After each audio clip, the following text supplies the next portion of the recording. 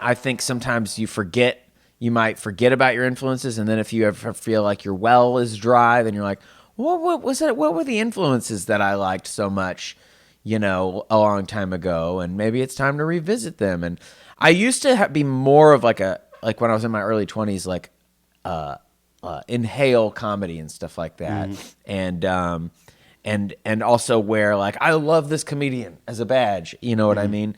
And I still. Who are some of those? In high school, I got real into Andy Kaufman. I first saw his name because my parents had we had this book that was like called High School, and it was like all these celebrities and their pictures from high school.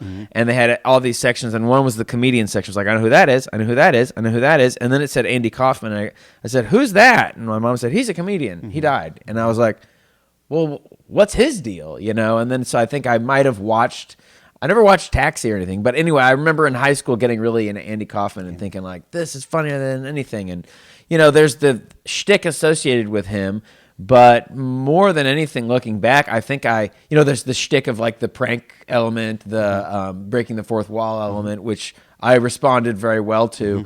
But I also think that the characters that he did were very funny. Like he could have been a character actor. He could have been a really funny. I feel like he would probably have his own show today if he were, a young guy today. And he only had kind of a handful of them, right? I mean, he had Foreign Guy, Elvis. I think when you go down the deep dive, there's even more character. Sometimes it's like the wrestling. Tony Clifton. Yeah, Tony Clifton, but like the wrestling persona. He seemed so much himself doing the wrestling. He was just an amped up. You think? I think like when he did the thing like, you don't know, that stuff. It's a little Tony Clifton in that. Yeah. I don't know, but who knows? We don't know that was the mystery of Andy, right? The mystery of Andy. What is the true self? Well, how will we ever know what the real Andy was? Can we ever find out? We'll never know. We'll never know. Maybe Bob Zamuda knows. Is he still alive? I don't know him.